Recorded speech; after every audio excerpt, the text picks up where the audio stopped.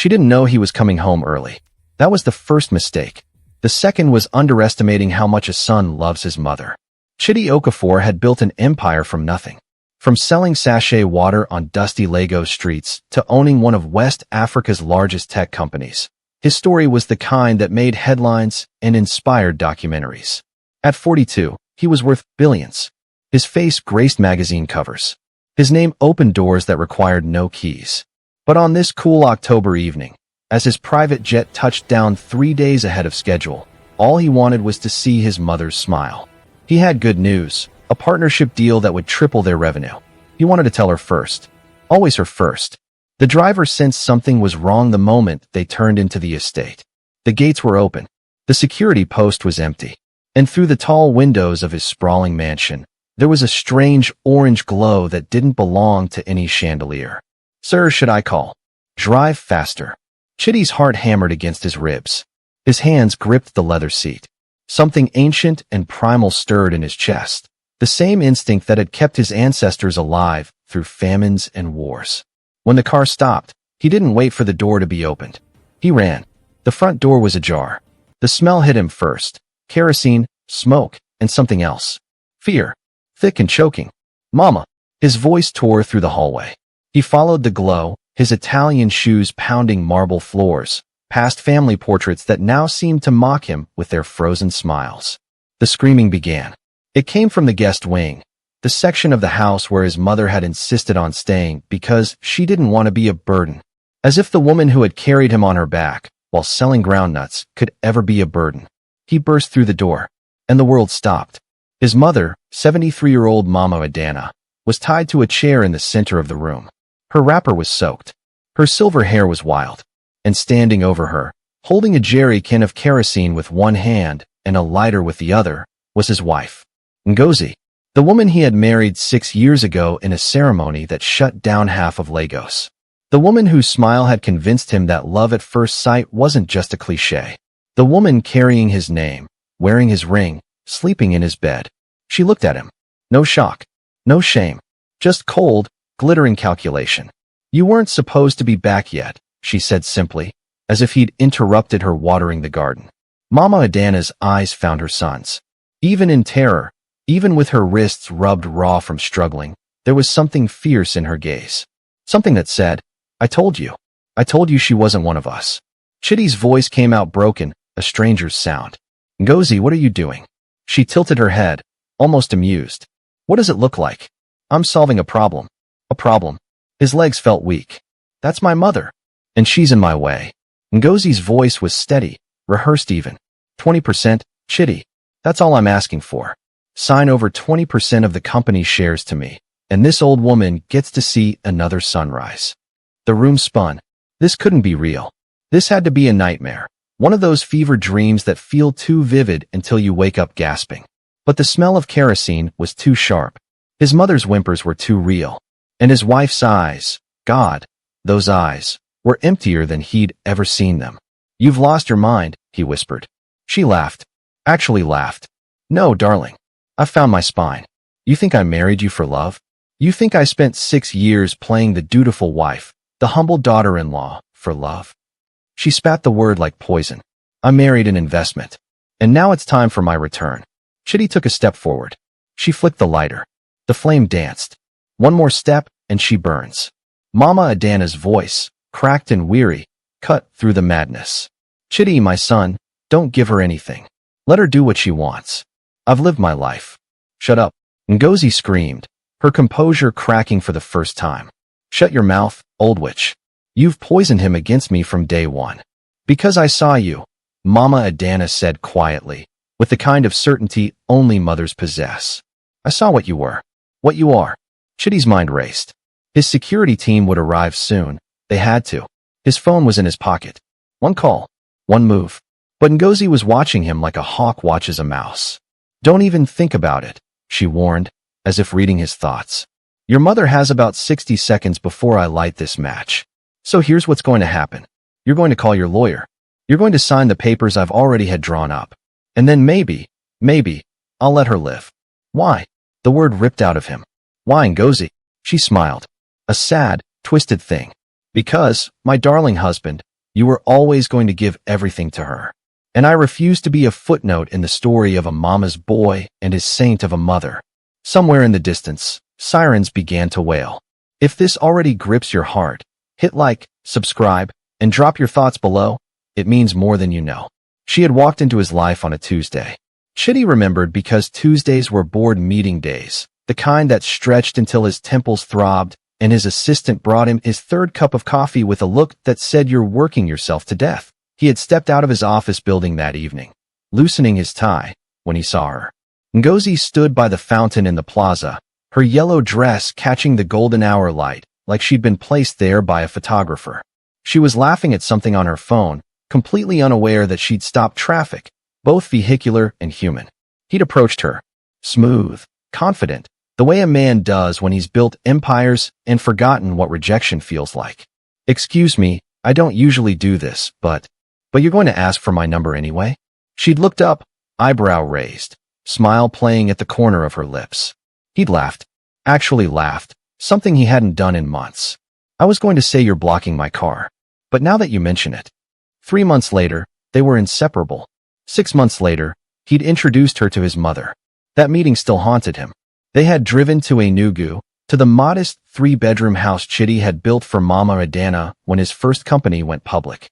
She had refused anything bigger. "What will I do with 10 rooms?" she'd said. "Dust them myself?" His mother had prepared oaf nsala, white soup, his favorite. She'd hugged Ngozi warmly, offered her the best seat, asked about her family with genuine interest. But Chitty had caught it. That flicker.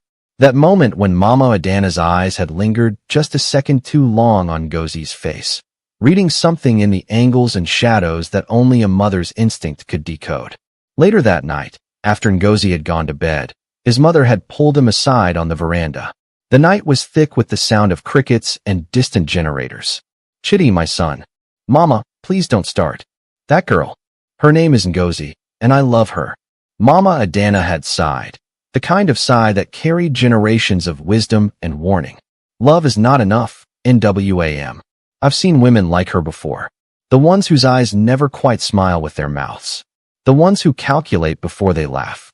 You're being unfair. You don't even know her. I know hunger when I see it. And that girl is hungry for something that has nothing to do with food." He dismissed it, laughed it off as a mother's overprotectiveness. Mama Adana had never approved of any woman he dated.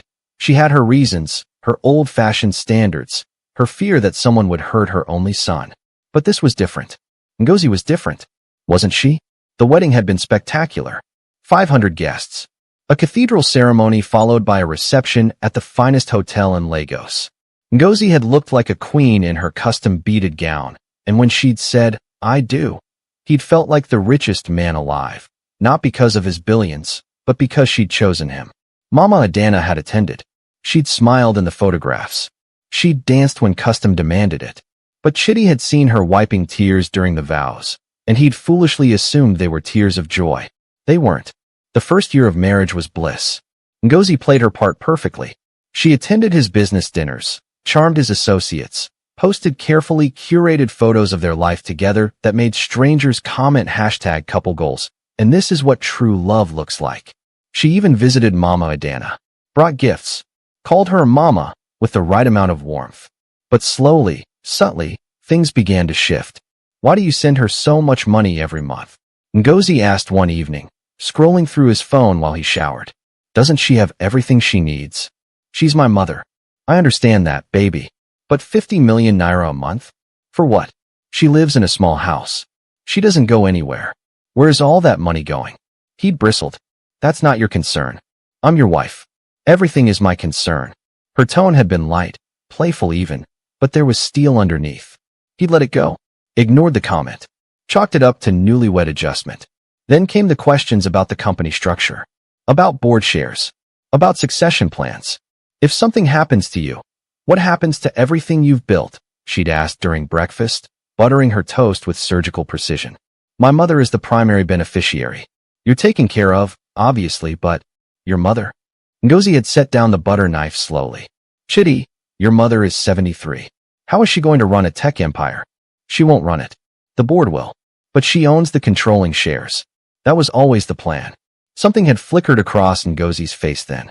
Something dark and quick, like a snake in tall grass. "That's traditional of you," she'd said finally, smile returning. "I respect that. Family first, right? Always." That conversation had been 8 months ago. 8 months before tonight. 8 months before he walked in and found the woman he loved ready to burn the woman who'd given him life. How had he missed it? How had he been so blind? Because love is the best disguise. Because beauty can make a man forget to look deeper. Because when someone tells you exactly what you want to hear, you stop listening for what they're not saying. Mama Adana had known. From that first meeting, she had known. And he'd chosen Ngozi's smile over his mother's wisdom. Now, standing in that smoke-filled room with the sirens getting closer, Chitty finally understood what his mother had tried to tell him all those years ago. Some people don't love you. They love what you can give them. And when you stop giving, they stop pretending. She had been 19 when she became a widow. Mama Adana never spoke much about those years, but Chitty had pieced the story together from aunties who whispered it at family gatherings, from the way his mother's hands still bore the scars of labor that no amount of wealth could erase. His father had died in a motorcycle accident on the Onitshanugu Road. One moment, a young teacher heading home with a month's salary folded in his shirt pocket. The next, a body lying in red dust while onlookers argued about who would pay for the ambulance. Mama Adana had been 6 months pregnant with Chitty. The village had descended like vultures. His father's brothers had taken everything, the small plot of land, the furniture, even the clothes hanging on the line. They'd quoted tradition, custom, the way things had always been done.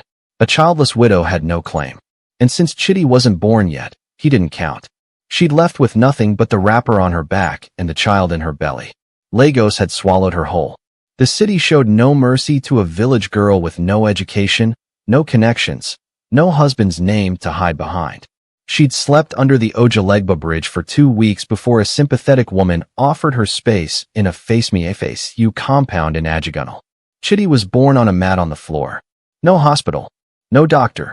Just Mama Adana, a midwife who charged 200 naira, and a prayer to a god she hoped was still listening. She named him Chitty Bub. God is merciful. Because mercy was all she had left to believe in. The years that followed were the kind that broke people. She sold pure water at bus stops, her baby strapped to her back with a faded wrapper. When he learned to walk, she sold groundnuts, and he toddled beside her, his tiny hands offering packets to customers with a smile that made them buy extra. She washed clothes for the madams in the rich neighborhoods, scrubbed floors on her knees until they bled, fried akara before dawn, and sold it to night shift workers who barely looked at her face. Every kobo went into a tin she kept buried under her mat. Every single one. For your school fees, she would tell little Chitty. Education is the only inheritance I can give you. He remembered being 7 and hungry. They'd had no food for 2 days. His stomach had cramped so badly he'd cried. And Mama Adana had held him, singing softly, her own belly as empty as his. "Mama, aren't you hungry?" "No, NWAM. Mama ate already." He'd believed her then. Only years later did he realize she'd been lying. That she'd gone days, sometimes weeks, eating only once so that he could eat twice. She'd enrolled him in a public school where the classrooms had no roofs and the teachers rarely showed up. But she'd bought him textbooks, secondhand, pages falling out, names of previous owners scribbled in the margins, and made him read to her every night. "I don't understand what you're saying," she'd admit, barely able to read herself. "But I like how you sound when you say big words. Like you're already somebody." "I am somebody, Mama. I'm your son." She'd smiled then, the kind of smile that made her whole face light up despite the exhaustion carved into every line. "Then you're already richer than any man I know." When Chitty was 12, a teacher noticed him. Mr. Okonkwo, a mathematics teacher who still believed in miracles.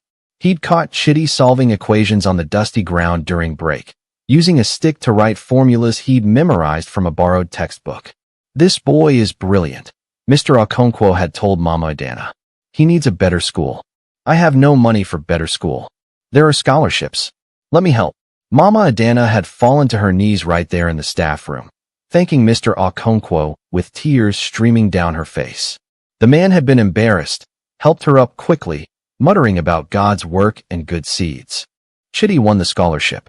full ride to a private secondary school in Victoria Island where the children of politicians and business moguls studied. He'd been terrified. His uniform was borrowed.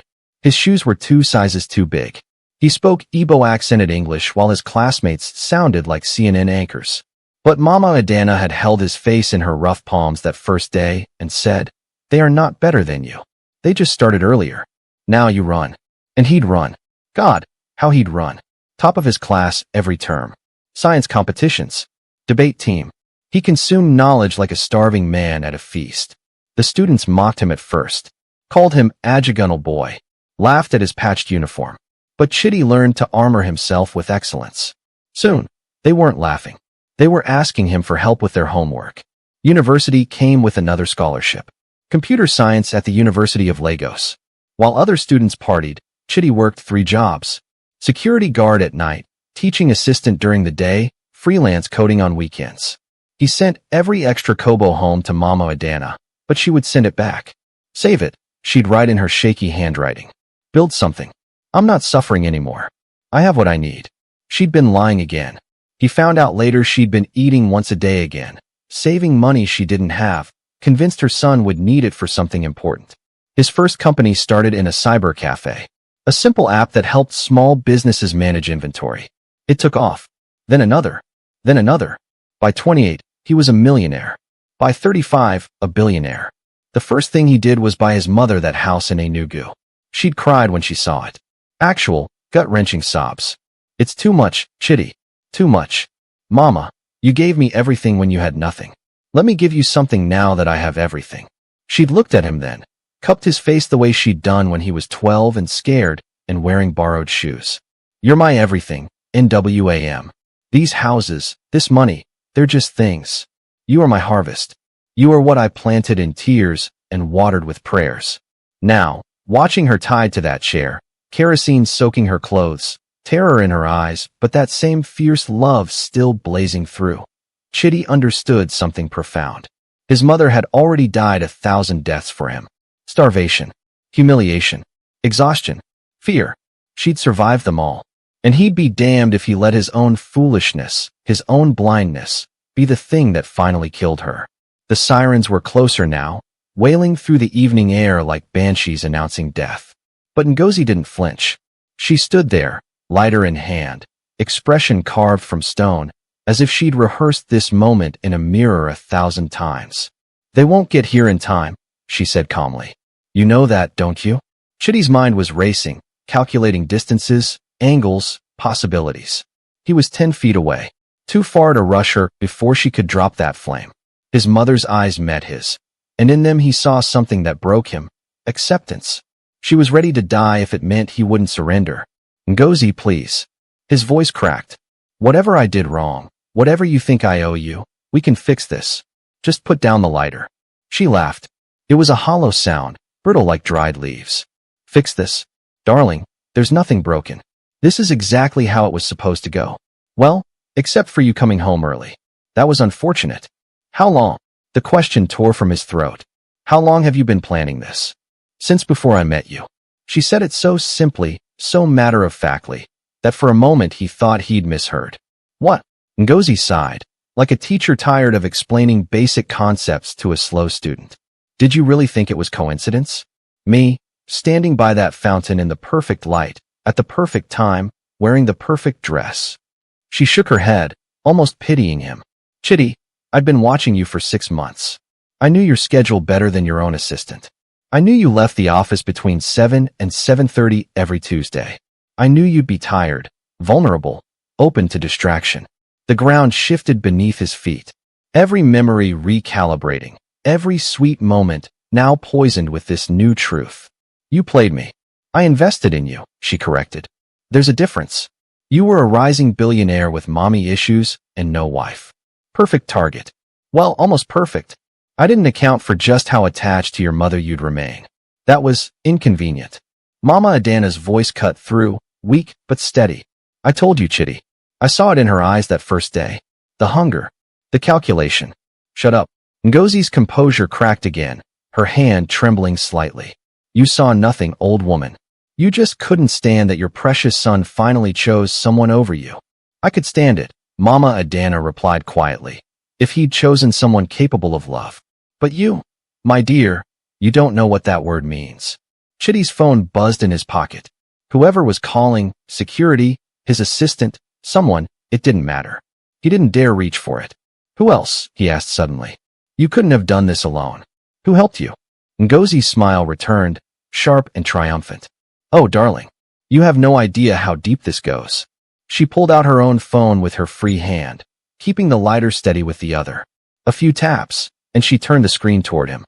Bank statements, legal documents, email threads, all scrolling past his eyes in a blur that slowly, horrifyingly, began to make sense. Your CFO, Emeka. He's been cooking the books for 18 months, skimming 2% off every major transaction. Guess who showed him how? She smiled. Your head of security, Benson. Guess who's been feeding him just enough to keep him quiet, but loyal? Your lawyer, Barrister Okonkwo. The one who drew up your will. Guess who helped him draft a second version that you've never seen? Chitty felt sick. The world he'd built, the empire he'd trusted to professionals and friends, was riddled with rot. And she'd been the infection, spreading slowly, methodically, until the whole structure was compromised. Why 20%, he managed. Why not just divorce me? Take half. Because half requires splitting assets, court battles, years of litigation. 20% of your company, signed over willingly under duress. That's clean. That's immediate. And that's just enough to make me rich without making you suspicious afterward. She tilted her head. Well, it would have been clean if you hadn't come home early. Now it's messy. But I've planned for messy too. The sirens stopped. Car doors slammed outside. Police are here, Chitty said, hope creeping into his voice. It's over, Ngozi. Let her go. Police. Ngozi laughed, and this time there was genuine amusement in it. Darling, who do you think I called? I reported a break-in 30 minutes ago. Said intruders were in the house, holding your mother hostage. I'm the concerned wife who barely escaped. She gestured at her own torn dress, the scratch she'd put on her own arm. I have marks. I have tears. And when they get here, they'll find you, the husband who arrived and confronted the criminals. Tragically, in the chaos, your mother didn't make it. The door burst open, but it wasn't the police. It was Benson, the head of security, gun drawn. And behind him, two men Chitty didn't recognize. Their faces were hard, professional. The kind of men who did things for money and didn't ask questions. Madam, Benson said with a slight nod. Ngozi's smile widened. Right on time. Gentlemen, we have a situation. Mr. Okafor here is being difficult about signing some very simple paperwork. I need you to help him understand the urgency. One of the men stepped forward, pulling out a folder. The documents. Already prepared. Already notarized. Just waiting for a signature. You have 2 minutes, the man said to Chitty, his voice flat. Sign, or your mother burns. After she burns, we shoot you and make it look like the intruders did it. Either way, the 20% transfers. Your wife here is the grieving widow and executor of your will. She gets it all eventually. This way just saves time. Chitty looked at his mother. At Ngozi. At the men with dead eyes and steady hands. He'd built an empire, but he'd built it on trust. On believing people were fundamentally good. On thinking that love and loyalty couldn't be faked. How spectacularly wrong he'd been. Give me the pen, he said quietly. Chitty, no, Mama Adana started. Mama, please. He reached for the documents. And that's when the real police siren started. Different pitch. Multiple vehicles. And a voice booming through a megaphone outside. This is the Nigerian police force. The house is surrounded. Release the hostages and come out with your hands up. Ngozi's face went white. Benson swore, grabbing his radio. What the hell? Who called them? Chitty smiled for the first time that night. A small, knowing smile.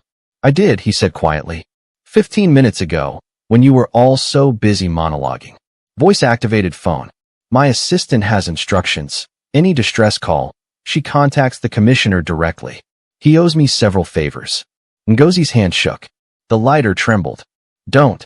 Chitty warned, his voice deadly calm. The house is surrounded.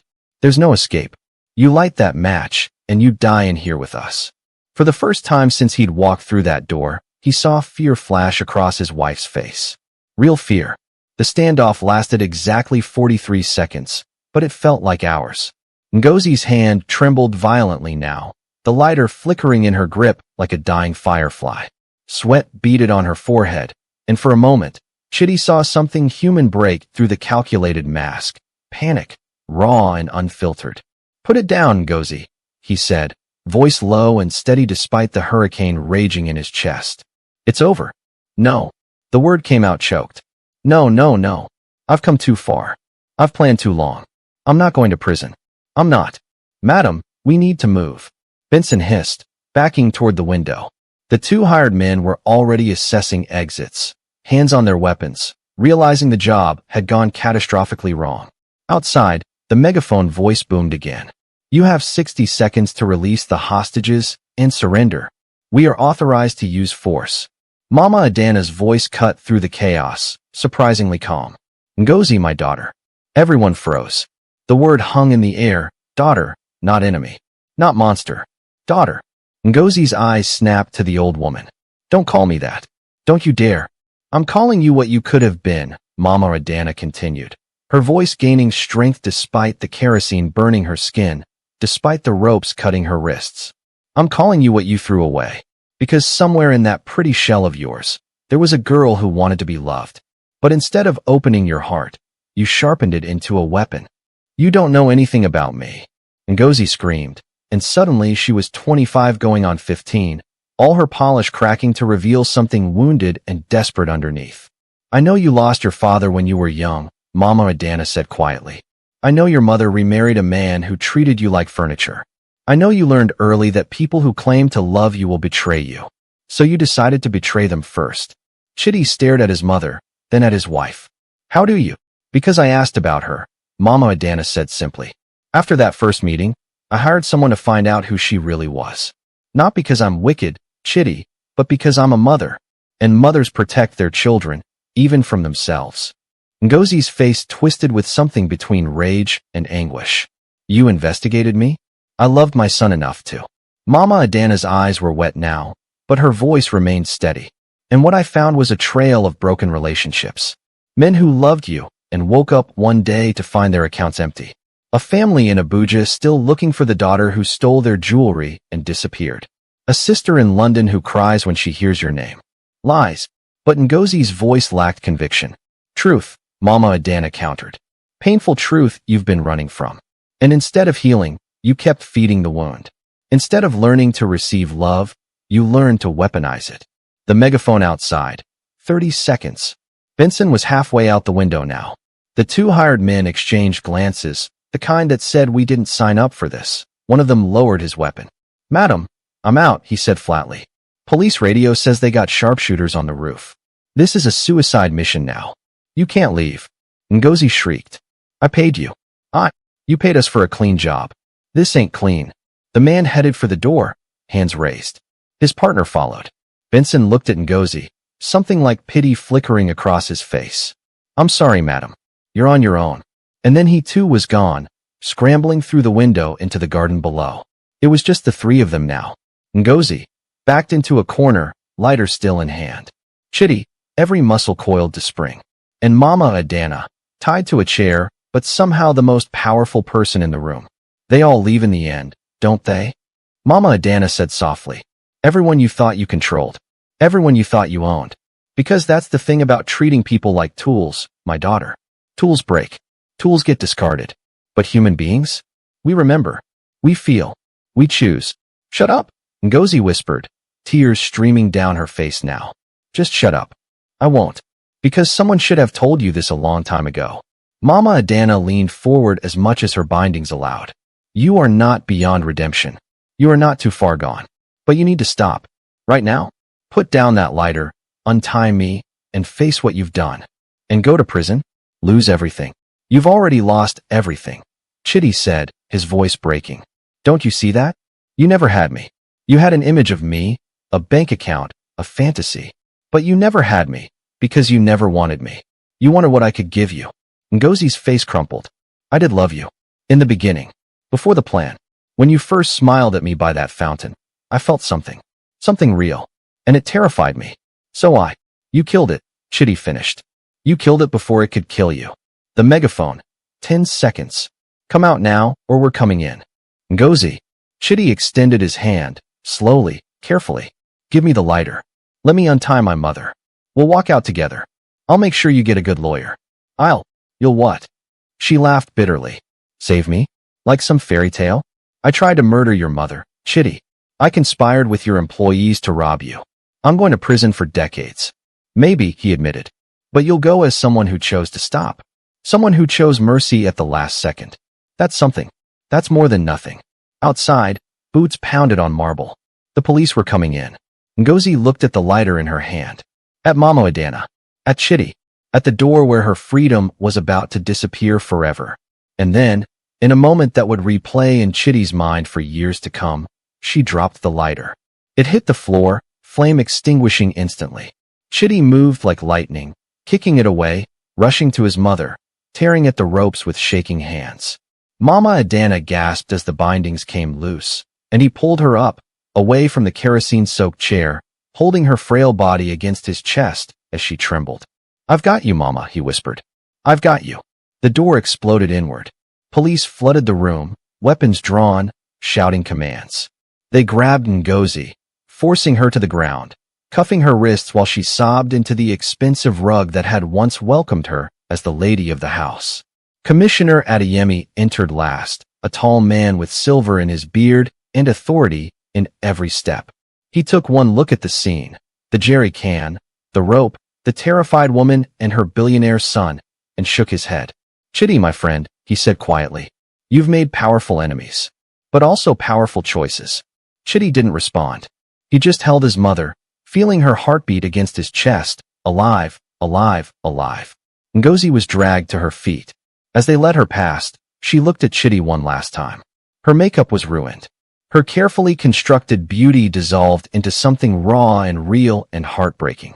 I'm sorry, she whispered. For what it's worth. I'm so sorry. He had no words. Just a nod. The smallest acknowledgement that somewhere, beneath all the lies, there might have been a real person once. Then she was gone, and it was just him and his mother in the aftermath of a nightmare they'd barely survived. The house felt too quiet after the police left. Paramedics had checked Mama Adana, dehydrated, rope burns on her wrists, shocks settling into her bones like winter cold, but alive. They'd wanted to take her to the hospital, but she'd refused with the kind of stubbornness that had carried her through decades of hardship. I'm not leaving my son, she'd said firmly. Not tonight. So they'd treated her there, bandaging her wrists, giving her water and mild sedatives while Chitty sat beside her, holding her hand like he was 12 again and afraid of losing the only person who'd ever loved him unconditionally. The investigation moved fast. Commissioner Adeyemi had personally taken over the case, and within 72 hours, the whole conspiracy unraveled like cheap thread. Emeka, the CFO, broke first. Faced with evidence of 18 months of embezzlement, he'd confessed everything in exchange for a reduced sentence. Ngozi had approached him 2 years ago at a conference in Dubai. She'd been charming, sympathetic, understanding about his gambling debts. She'd offered a solution, small adjustments to the books, nothing anyone would notice. By the time he realized he was in too deep, she owned him completely. Benson, the head of security, had a dying mother who needed expensive cancer treatment. Ngozi had paid for it, every single bill, in cash. All she'd asked in return was information. Chitty's schedule, the security codes, the layout of the house. Small favors. Until the favors became blackmail, and the blackmail became complicity. Barrister Okonkwo, the lawyer, had been sleeping with Ngozi for 8 months. The affair had been calculated, transactional, and devastating. He'd forged documents, created false wills, built legal structures designed to transfer Chitty's wealth to Ngozi the moment circumstances aligned. All of them, caught in her web. All of them, believing they were using her when she was using them. The 2 hired men were arrested trying to board a flight to Cotonou. They sang like canaries, describing how Ngozi had found them through dark web connections, paid them half up front, promised the rest after the job. Murder for hire. Conspiracy to commit arson. Attempted homicide. The charges piled up like firewood. Ngozi's trial became national news. Not just because of the money or the names involved, but because of the sheer audacity of it. A woman who'd married for wealth, who'd spent years constructing an elaborate trap, who'd nearly killed an elderly woman for a piece of a company. Social media erupted. Think pieces about gold diggers and prenups. Debates about love and trust. Women's groups arguing about internalized misogyny. Men's rights activists claiming vindication. Everyone had an opinion, but nobody had lived through it. Chidi attended every day of the trial. He didn't speak to Ngozi. She'd refused to even look at him after her arrest, but he needed to be there, needed to see it through to the end. Mama Adana came once, against his wishes. She sat in the gallery, watching as prosecutors laid out the evidence. And when Ngozi finally took the stand, when the defense lawyer asked about her relationship with Chidi, Mama Adana leaned forward and listened. "Did you ever love him?" the lawyer asked, fishing for sympathy. Ngozi was silent for a long moment. Then, quietly, "I don't know what love is. I thought I did. But looking back, I think I just loved the idea of being loved. And when that wasn't enough, I loved the money instead. It was easier. Money doesn't leave you. Money doesn't choose someone else over you." The courtroom was silent. "Money doesn't hold you when you're scared," Mama Adana said suddenly, her voice carrying across the room. The judge banged his gavel, but Mama Adana continued. "Money doesn't sacrifice for you. Money doesn't pray for you at night when you're not looking. My son gave you everything, and you gave him theater. I pray someday you understand what you threw away." Security moved to escort her out, but Ngozi was crying now, real tears, ugly and broken. "I know," she whispered. "I know what I threw away." The verdict came 3 weeks later. Guilty on all counts. 25 years with possibility of parole after 15. Chidi felt nothing when the sentence was read. Not satisfaction. Not vindication. Just a hollow exhaustion, like he'd been running for years and only just now realized he could stop. Life moved forward the way it always does. The company survived the scandal, barely. Chidi restructured everything, fired those who'd betrayed him, implemented systems to prevent such deep infiltration again. He lost investors, but gained others who admired his transparency. The house in Lagos, he sold. Too many ghosts. Too many memories of kerosene and flames and a love that never existed. He moved back to Enugu, bought land next to his mother's house, and built a smaller place for himself. Nothing ostentatious. Just clean lines and open windows and a garden where Mama Adana could grow her vegetables. They ate breakfast together every morning. She would make akamu and akara like they were poor again, and he would sit across from her, drinking tea, listening to her hum old church songs. "Do you regret it?" she asked one morning, 6 months after the trial. "Marrying her?" Chidi thought about it. Really thought about it. "No," he said finally. "Because it taught me something. It taught me that the most valuable things can't be bought, can't be negotiated, can't be forged on paper. You can't fake sacrifice. You can't manufacture the kind of love that shows up at 3 a.m. with no witnesses and no cameras. The kind of love that scrubs floors and skips meals and saves every kobo for someone else's future." Mama Adana reached across the table and squeezed his hand. Her palms were still rough, still scarred from years of labor.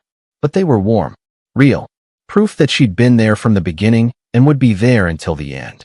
"My son," she said softly, "you've always been rich. You just didn't know where to look." 3 years later, Chidi met someone new. A doctor who worked in rural clinics, who had dirt under her fingernails and passion in her voice when she talked about maternal health care. She'd grown up poor too. She understood. They dated slowly, carefully.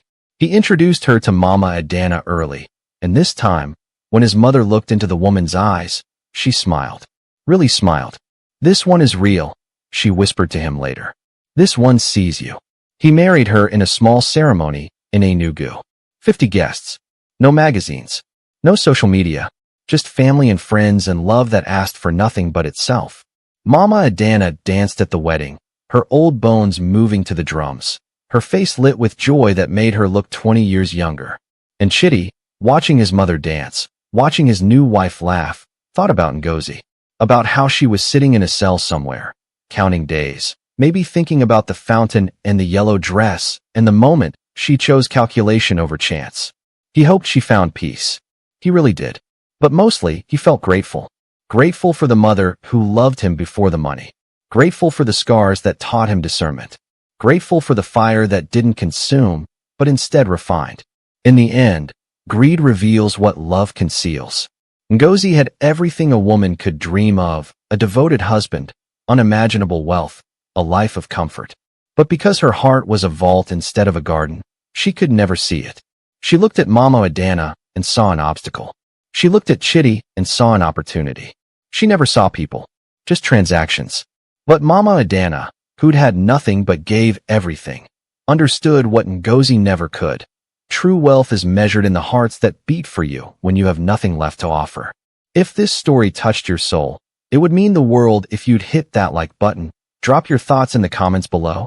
Tell us where you're watching from and share this with someone who needs to hear it. And please, subscribe for more true African stories that remind us what really matters. Because in a world obsessed with what we can gain, these are the stories that teach us what we must never lose. May you always know the difference between those who love you and those who love what you have. And may you never be too blind to see the angels who've been carrying you all along.